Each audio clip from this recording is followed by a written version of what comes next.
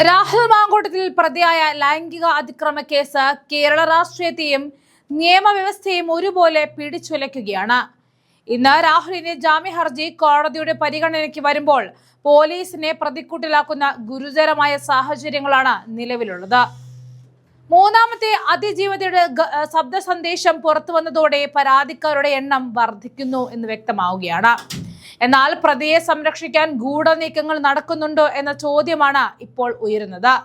ചില സ്വകാര്യ ചാറ്റുകൾ ഫെന്നി നൈനാൻ മനഃപൂർവ്വം പുറത്തുവിട്ടത് കൂടുതൽ അതിജീവിതമാർ രംഗത്ത് വരുന്നത് തടയാനാണ് എന്നാണ് ആക്ഷേപം. ഇരകളുടെ വ്യക്തിത്വത്തെ ചോദ്യം ചെയ്ത് അവരെ പിന്തിരിപ്പിക്കാനാണ് ഈ ബ്ലാക്ക് മെയിലിംഗ് തന്ത്രമെന്ന് സാമൂഹ്യ പ്രവർത്തകരും ആരോപിക്കുന്നുണ്ട്. തനിക്കുണ്ടായ അനുഭവം മറ്റൊരാൾക്കും ഉണ്ടാകരുത് എന്ന് വ്യക്തമാക്കുന്ന മൂന്നാമത്തെ അതിജീവിതയുടെ ശബ്ദരേഖയിൽ കേസിൽ നിർണായക തെളിവായി മാറേണ്ടതാണ്. ഇത്രയേറെ വെളിപ്പെടുത്തലുകൾ ഉണ്ടായിട്ടും ഡിജിറ്റൽ തെളിവുകളോ ശാസ്ത്രീയമായ രേഖകളോ കൃത്യസമയത്ത് കോടതിയിൽ എത്തിക്കാൻ പോലീസിന് കഴിഞ്ഞിട്ടുമില്ല. പരാതി നൽകി ദിവസങ്ങൾ കഴിഞ്ഞിട്ടും നിർണായക മൊഴികൾ രേഖപ്പെടുത്തുന്നതിലോ തെളിവ് ശേഖരണത്തിലോ പോലീസ് പരാജയപ്പെട്ടിരിക്കുന്നു.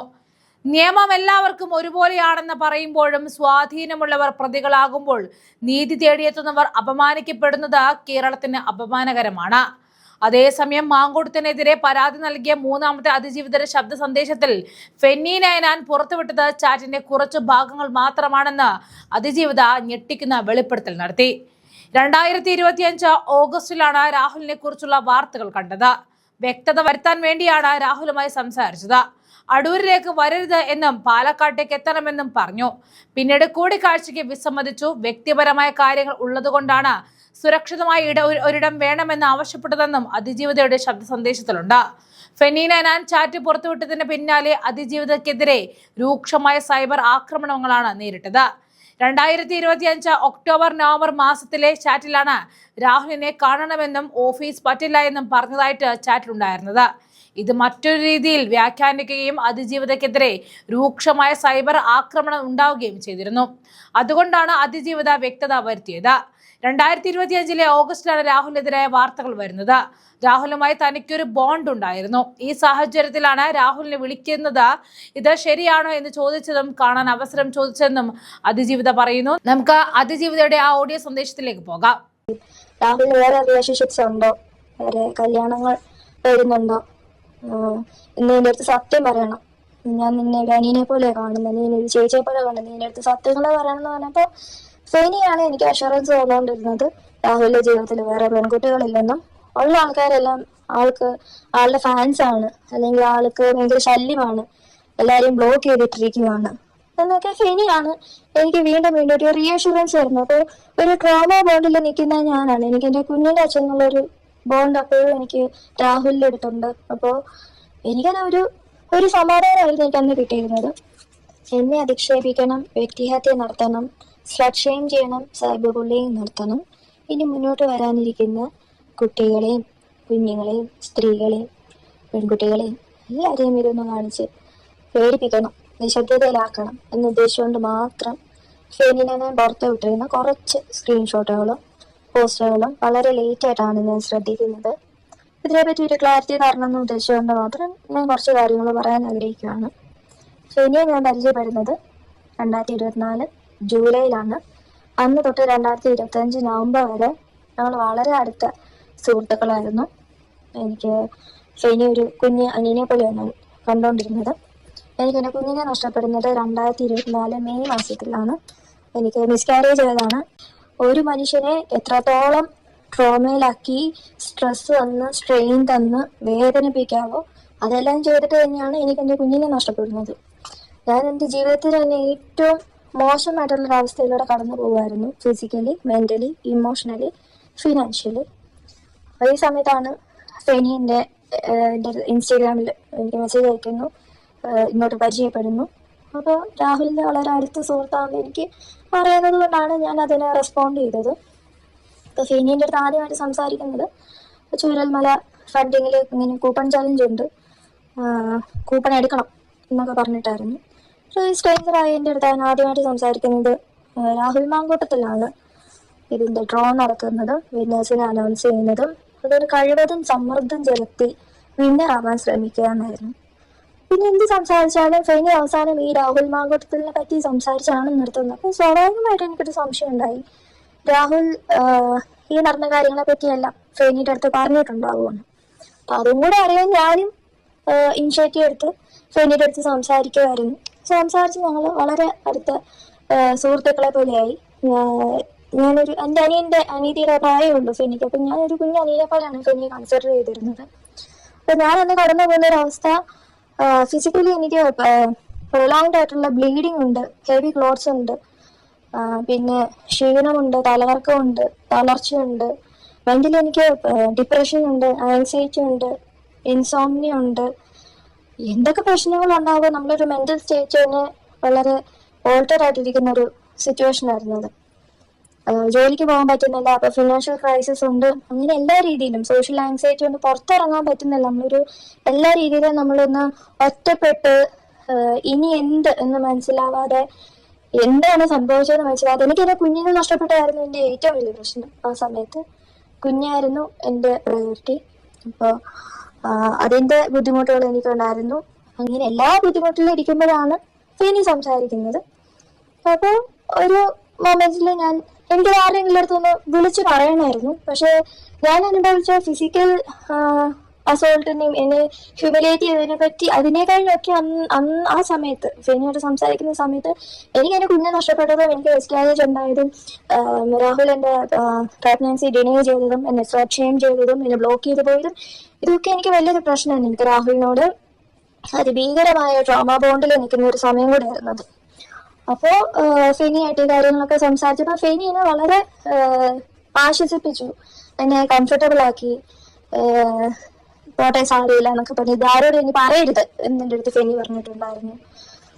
പിന്നെ ഞാനിങ്ങനെ എൻ്റെ ഒരു അവസ്ഥയിൽ ഞാൻ ഫെനിക്ക് ചോദിച്ചു, ഫെനി, ഈ രാഹുലിന് വേറെ റിലേഷൻഷിപ്സ് ഉണ്ടോ, വേറെ കല്യാണങ്ങൾ വരുന്നുണ്ടോ, ഇന്ന് എൻ്റെ അടുത്ത് സത്യം പറയണം, ഞാൻ നിന്നെ അനിയനെ പോലെ കാണുന്നത്, നീ ഒരു ചേച്ചിയെ പോലെ കാണുന്നത്, നീ എൻ്റെ അടുത്ത് സത്യങ്ങളെ പറയണം എന്ന് പറഞ്ഞപ്പോൾ ഫെനിയാണ് എനിക്ക് അഷുറൻസ് തന്നുകൊണ്ടിരുന്നത് രാഹുലിന്റെ ജീവിതത്തിൽ വേറെ പെൺകുട്ടികളില്ലെന്നും, ഉള്ള ആൾക്കാരെല്ലാം ആളുടെ ഫാൻസ് ആണ്, അല്ലെങ്കിൽ ആൾക്ക് ഭയങ്കര ശല്യമാണ്, എല്ലാരെയും ബ്ലോക്ക് ചെയ്തിട്ടിരിക്കുകയാണ് എന്നൊക്കെ ഫെനിയാണ് എനിക്ക് വീണ്ടും വീണ്ടും ഒരു റീഅഷുറൻസ് തരുന്നത്. അപ്പോൾ ഒരു ട്രോമ ബോണ്ടിൽ നിൽക്കുന്ന ഞാനാണ്, എനിക്ക് എൻ്റെ കുഞ്ഞിൻ്റെ അച്ഛൻ എന്നുള്ളൊരു ബോണ്ട് അപ്പോഴും എനിക്ക് രാഹുലിൻ്റെ അടുത്തുണ്ട്. അപ്പോൾ എനിക്കത് ഒരു സമാധാനമായിരുന്നു എനിക്ക് അന്ന് കിട്ടിയിരുന്നത്. പിന്നീട് ഇതേ ഫെനി തന്നെയാണ് എൻ്റെ അടുത്ത് രാഹുലിന് കോടികളുടെ ബാധ്യതയുണ്ടെന്ന് എൻ്റെ അടുത്ത് പറഞ്ഞു. രാഹുലായിട്ട് ഇങ്ങനെ പൊതുപ്രവർത്തകനായതുകൊണ്ട് ബാക്കി പ്രവർത്തകരുടെ പല ചെലവുകൾക്കും പൈസ ഇല്ല, അവരുടെ ചെലവുകൾക്ക് വേണ്ടിയിട്ട് ആശുപത്രി ചെലവ്, കല്യാണങ്ങള്, മരണങ്ങള്, എല്ലാത്തിനും കയ്യിൽ നിന്ന് പൈസ എടുത്താണ് ഇതേ ബാധ്യതകൾ ഉണ്ടായെന്ന് എന്നെ വിശ്വസിപ്പിച്ചു. പിന്നെ പാലക്കാട് ഇലക്ഷന് തൊട്ട് മുന്നേ ഒരു സമരം ഉണ്ടായിരുന്നു. ആ സമരത്തിൽ നിൽക്കുമ്പോഴാണ് ഫെനിന്റെ അടുത്ത് പറയുന്നത്, രാഹുലേട്ടന് ഒരു പൈസ ഇല്ലാതെ നട്ടം തിരിയുവാണ്, ഞങ്ങൾ തലേദിവസം ട്രിവാൻഡ്രം വന്നതാണ്, അപ്പോൾ ഫുഡ് കഴിക്കാൻ പോലും പൈസ ഇല്ല, ഞങ്ങളിതിൽ ബ്രേക്ക്ഫാസ്റ്റ് കഴിച്ചിട്ടില്ല, ആരെങ്കിലും ഒന്ന് വാങ്ങി തരുന്നത് നോക്കി ഞങ്ങൾ വെയിറ്റ് ചെയ്തിരിക്കുക എന്ന് പറഞ്ഞപ്പോൾ സ്വാഭാവികമായിട്ടും ഇയാൾ എൻ്റെ കുഞ്ഞിന്റെ അച്ഛനാണല്ലോ എന്നൊരു ഒരു അവസ്ഥയിലാണ് ഞാൻ നിൽക്കുന്നത്. അപ്പോൾ എനിക്ക് സങ്കടം വന്നു. ഞാൻ എൻ്റെ കയ്യിലുണ്ടായിരുന്ന പൈസ ഇവർക്ക് അയച്ചു കൊടുത്തു. രാഹുലിന്റെ അക്കൗണ്ടിലോട്ട് പൈസ അയച്ചു കൊടുത്തത് കിട്ടിയത് കൺഫേം ചെയ്യുന്നത് പോലും ഈ പറയുന്ന ഫെനിയാണ്. പിന്നെ രാഹുലിന്റെ കാര്യത്തിൽ ഞാൻ ഓരോ സംശയങ്ങൾ ചോദിക്കുമ്പോൾ എനിക്കൊരു റീഅഷുറൻസ് തന്നുകൊണ്ടിരുന്നത് ഇതേ ഫെനി തന്നെയാണ്. രാഹുലിന് വേറെ റിലേഷൻഷിപ്സ് ഉണ്ടോ, വേറെ കല്യാണങ്ങൾ വരുന്നുണ്ടോ, ഇന്ന് എൻ്റെ അടുത്ത് സത്യം പറയണം, ഞാൻ നിന്നെ അനിയനെ പോലെ കാണുന്നത്, നീ ഒരു ചേച്ചിയെ പോലെ കാണുന്നത്, നീ എൻ്റെ അടുത്ത് സത്യങ്ങളെ പറയണം എന്ന് പറഞ്ഞപ്പോൾ ഫെനിയാണ് എനിക്ക് അഷുറൻസ് തന്നുകൊണ്ടിരുന്നത് രാഹുലിന്റെ ജീവിതത്തിൽ വേറെ പെൺകുട്ടികളില്ലെന്നും, ഉള്ള ആൾക്കാരെല്ലാം ആളുടെ ഫാൻസ് ആണ്, അല്ലെങ്കിൽ ആൾക്ക് ഭയങ്കര ശല്യമാണ്, എല്ലാരെയും ബ്ലോക്ക് ചെയ്തിട്ടിരിക്കുകയാണ് എന്നൊക്കെ ഫെനിയാണ് എനിക്ക് വീണ്ടും വീണ്ടും ഒരു റീഅഷുറൻസ് തരുന്നത്. അപ്പോൾ ഒരു ട്രോമ ബോണ്ടിൽ നിൽക്കുന്ന ഞാനാണ്, എനിക്ക് എൻ്റെ കുഞ്ഞിൻ്റെ അച്ഛൻ എന്നുള്ളൊരു ബോണ്ട് അപ്പോഴും എനിക്ക് രാഹുലിൻ്റെ അടുത്തുണ്ട്. അപ്പോൾ എനിക്കത് ഒരു സമാധാനമായിരുന്നു എനിക്ക് അന്ന് കിട്ടിയിരുന്നത്. എന്നെ അധിക്ഷേപിക്കണം, വ്യക്തിഹത്യ നടത്തണം, സ്ലട്ട് ഷെയിം ചെയ്യണം, സൈബർ ബുള്ളിങ് നടത്തണം, ഇനി മുന്നോട്ട് വരാനിരിക്കുന്ന കുട്ടികളെയും കുഞ്ഞുങ്ങളെയും സ്ത്രീകളെയും പെൺകുട്ടികളെയും എല്ലാവരെയും ഇതൊന്ന് കാണിച്ച് പേടിപ്പിക്കണം, നിശബ്ദതയിലാക്കണം എന്ന് ഉദ്ദേശിച്ചുകൊണ്ട് മാത്രം ഫെനിനെ ഞാൻ പുറത്തു വിട്ടിരുന്ന കുറച്ച് സ്ക്രീൻഷോട്ടുകളും പോസ്റ്ററുകളും വളരെ ലേറ്റ് ആയിട്ടാണ് ഞാൻ ശ്രദ്ധിക്കുന്നത്. ഇതിനെപ്പറ്റി ഒരു ക്ലാരിറ്റി തരണമെന്ന് ഉദ്ദേശിച്ചുകൊണ്ട് മാത്രം ഞാൻ കുറച്ച് കാര്യങ്ങൾ പറയാൻ ആഗ്രഹിക്കുകയാണ്. ഫെനിയെ ഞാൻ പരിചയപ്പെടുന്നത് 2024 ജൂലൈയിലാണ്. അന്ന് തൊട്ട് 2025 നവംബർ വരെ ഞങ്ങൾ വളരെ അടുത്ത സുഹൃത്തുക്കളായിരുന്നു. എനിക്ക് ഫെനി ഒരു കുഞ്ഞ് അനിയനെ പോലെയാണ് കണ്ടുകൊണ്ടിരുന്നത്. എനിക്ക് എൻ്റെ കുഞ്ഞിനെ നഷ്ടപ്പെടുന്നത് 2024 മെയ് മാസത്തിലാണ്. എനിക്ക് മിസ്കാരേജ് ആയതാണ്. ഒരു മനുഷ്യനെ എത്രത്തോളം ട്രോമയിലാക്കി സ്ട്രെസ് തന്ന് സ്ട്രെയിൻ തന്ന് വേദനിപ്പിക്കാവോ അതെല്ലാം ചെയ്തിട്ട് തന്നെയാണ് എനിക്ക് എൻ്റെ കുഞ്ഞിനെ നഷ്ടപ്പെടുന്നത്. ഞാൻ എൻ്റെ ജീവിതത്തിൽ തന്നെ ഏറ്റവും മോശമായിട്ടുള്ളൊരവസ്ഥയിലൂടെ കടന്നു പോകുമായിരുന്നു. Physically, mentally, emotionally, financially. ഈ സമയത്താണ് ഫെനി എൻ്റെ ഇൻസ്റ്റാഗ്രാമിൽ എനിക്ക് മെസ്സേജ് അയക്കുന്നു, ഇങ്ങോട്ട് പരിചയപ്പെടുന്നു. അപ്പോൾ രാഹുലിൻ്റെ വളരെ അടുത്ത സുഹൃത്താണെന്ന് എനിക്ക് അറിയുന്നത് കൊണ്ടാണ് ഞാൻ അതിനെ റെസ്പോണ്ട് ചെയ്തത്. ഇപ്പോൾ ഫെനീൻ്റെ അടുത്ത് ആദ്യമായിട്ട് സംസാരിക്കുന്നത് ചൂരൽമല ഫണ്ടിങ്ങിൽ ഇങ്ങനെ കൂപ്പൺ ചാലഞ്ച് ഉണ്ട്, കൂപ്പൺ എടുക്കണം എന്നൊക്കെ പറഞ്ഞിട്ടായിരുന്നു. സ്ട്രേഞ്ചറായി എൻ്റെ അടുത്ത് അവൻ ആദ്യമായിട്ട് സംസാരിക്കുന്നത് രാഹുൽ മാങ്കൂട്ടത്തിലാണ് ഇതിൻ്റെ ഡ്രോ നടക്കുന്നത്, വിന്നേഴ്സിനെ അനൗൺസ് ചെയ്യുന്നതും അതൊരു കഴിവതും സമ്മർദ്ദം ചെലുത്തി വിന്നറാവാൻ ശ്രമിക്കുക എന്നായിരുന്നു. പിന്നെ എന്ത് സംസാരിച്ചാലും ഫെനി അവസാനം ഈ രാഹുൽ മാങ്കൂട്ടത്തിനെ പറ്റി സംസാരിച്ചാണ് നിർത്തുന്നത്. അപ്പോൾ സ്വാഭാവികമായിട്ട് എനിക്കൊരു സംശയം ഉണ്ടായി, രാഹുൽ ഈ നടന്ന കാര്യങ്ങളെ പറ്റിയെല്ലാം ഫെനിയുടെ അടുത്ത് പറഞ്ഞിട്ടുണ്ടാവുമെന്ന്. അപ്പം അതും കൂടെ അറിയാൻ ഞാനും ഇനിഷ്യേറ്റീവ് എടുത്ത് ഫെനിയുടെ അടുത്ത് സംസാരിക്കുമായിരുന്നു. സംസാരിച്ച് ഞങ്ങൾ വളരെ അടുത്ത സുഹൃത്തുക്കളെ പോലെയായി. ഞാനൊരു എൻ്റെ അനീതിയുടെ പ്രായമുള്ളൂ ഫെനിക്ക്. അപ്പം ഞാനൊരു കുഞ്ഞ് അനിയനെ പോലെയാണ് ഫെനിയെ കൺസിഡർ ചെയ്തിരുന്നത്. അപ്പം ഞാനന്ന് കടന്നു പോകുന്നൊരവസ്ഥ, ഫിസിക്കലി എനിക്ക് പ്രൊലോങ്ഡ് ആയിട്ടുള്ള ബ്ലീഡിങ് ഉണ്ട്, ഹെവി ക്ലോട്ട്സ് ഉണ്ട്, പിന്നെ ക്ഷീണമുണ്ട്, തലകറക്കമുണ്ട്, തളർച്ചയുണ്ട്, മെൻ്റലി എനിക്ക് ഡിപ്രഷൻ ഉണ്ട്, ആൻസൈറ്റി ഉണ്ട്, ഇൻസോംനിയ ഉണ്ട്. എന്തൊക്കെ പ്രശ്നങ്ങളുണ്ടാകുമ്പോൾ നമ്മളൊരു മെൻ്റൽ സ്റ്റേറ്റ് തന്നെ വളരെ ഓൾട്ടർ ആയിട്ടിരിക്കുന്ന ഒരു സിറ്റുവേഷൻ ആയിരുന്നു അത്. ജോലിക്ക് പോകാൻ പറ്റുന്നില്ല, അപ്പോൾ ഫിനാൻഷ്യൽ ക്രൈസിസ് ഉണ്ട്, അങ്ങനെ എല്ലാ രീതിയിലും സോഷ്യൽ ആൻസൈറ്റി കൊണ്ട് പുറത്തിറങ്ങാൻ പറ്റുന്നില്ല. നമ്മളൊരു എല്ലാ രീതിയിലും നമ്മളൊന്ന് ഒറ്റപ്പെട്ട് ഇനി എന്ത് എന്ന് മനസ്സിലാവാതെ എന്താണ് സംഭവിച്ചതെന്ന് മനസ്സിലാവാതെ എനിക്കെൻ്റെ കുഞ്ഞിനെ നഷ്ടപ്പെട്ടായിരുന്നു എൻ്റെ ഏറ്റവും വലിയ പ്രശ്നം. ആ സമയത്ത് കുഞ്ഞായിരുന്നു എൻ്റെ പ്രയോറിറ്റി. അപ്പോൾ അതിൻ്റെ ബുദ്ധിമുട്ടുകൾ എനിക്കുണ്ടായിരുന്നു. അങ്ങനെ എല്ലാ ബുദ്ധിമുട്ടിലും ഇരിക്കുമ്പോഴാണ് ഫെനി സംസാരിക്കുന്നത്.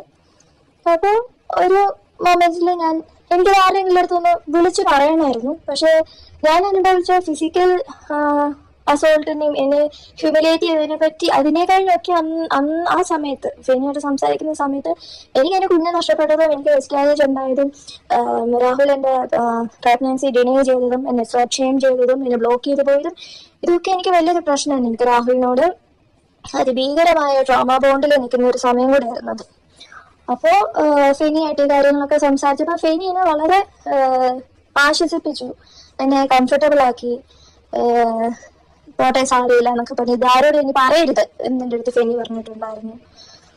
പിന്നെ ഞാനിങ്ങനെ എൻ്റെ ഒരു അവസ്ഥയിൽ ഞാൻ ഫെനിക്ക് ചോദിച്ചു, ഫെനി ഈ രാഹുലിന് വേറെ റിലേഷൻഷിപ്സ് ഉണ്ടോ, വേറെ കല്യാണങ്ങൾ വരുന്നുണ്ടോ, ഇന്ന് എൻ്റെ അടുത്ത് സത്യം പറയണം, ഞാൻ നിന്നെ അനിയനെ പോലെ കാണുന്നത്, നീ ഒരു ചേച്ചിയെ പോലെ കാണുന്നത്, നിന്റെ അടുത്ത് സത്യങ്ങളെ പറയണം എന്ന് പറഞ്ഞപ്പോൾ ഫെനിയാണ് എനിക്ക് അഷുറൻസ് തന്നുകൊണ്ടിരുന്നത് രാഹുലിന്റെ ജീവിതത്തിൽ വേറെ പെൺകുട്ടികളില്ലെന്നും ഉള്ള ആൾക്കാരെല്ലാം ആളുടെ ഫാൻസ് ആണ്, അല്ലെങ്കിൽ ആൾക്ക് ഭയങ്കര ശല്യമാണ്, എല്ലാവരെയും ബ്ലോക്ക് ചെയ്തിട്ടിരിക്കുകയാണ് എന്നൊക്കെ ഫെനിയാണ് എനിക്ക് വീണ്ടും ഒരു റീഅഷുറൻസ് തരുന്നത്.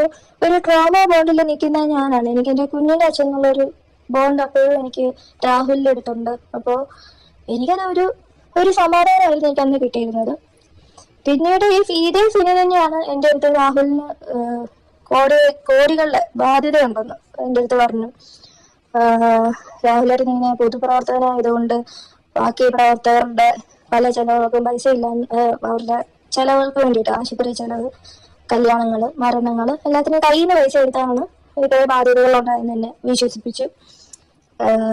പിന്നെ പാലക്കാട് ഇലക്ഷന് തൊട്ട് മുന്നേ ഒരു സമരം ഉണ്ടായിരുന്നു. ആ സമരത്തിൽ നിൽക്കുമ്പോഴാണ് ഫെനിൻ്റെ അടുത്ത് പറയുന്നത്, രാഹുലേട്ടന് ഒരു പൈസ ഇല്ലാതെ നട്ടം തിരിയുവാണ്, ഞങ്ങൾ തലേദിവസം ട്രിവാൻഡ്രം വന്നതാണ്, അപ്പോൾ ഫുഡ് കഴിക്കാൻ പോലും പൈസ ഇല്ല, ഞങ്ങളിതിൽ ബ്രേക്ക്ഫാസ്റ്റ് കഴിച്ചിട്ടില്ല, ആരെങ്കിലും ഒന്ന് വാങ്ങി തരുന്നത് നോക്കി ഞങ്ങൾ വെയിറ്റ് ചെയ്തിരിക്കുക എന്ന് പറഞ്ഞപ്പോൾ സ്വാഭാവികമായിട്ടും ഇയാൾ എൻ്റെ കുഞ്ഞിൻ്റെ അച്ഛനാണല്ലോ എന്നൊരു ആ ഒരു അവസ്ഥയിലാണ് ഞാൻ നിൽക്കുന്നത്. അപ്പോൾ എനിക്ക് സങ്കടം വന്നു. ഞാൻ എൻ്റെ കയ്യിലുണ്ടായിരുന്ന പൈസ ഇവർക്ക് അയച്ചു കൊടുത്തു. രാഹുലിന്റെ അക്കൗണ്ടിലോട്ട് പൈസ അയച്ചു കൊടുത്തത് കിട്ടിയെന്ന് കൺഫേം ചെയ്യുന്നത് പോലും ഈ പറയുന്ന ശനിയാണ്. ഇനി രാഹുലിന്റെ കാര്യത്തിൽ ഞാൻ ഓരോ സംശയങ്ങൾ ചോദിക്കുമ്പോൾ എനിക്കൊരു റീഅഷുറൻസ് വന്നുകൊണ്ടിരുന്നതും ഇതേ ശനി തന്നെയാണ്.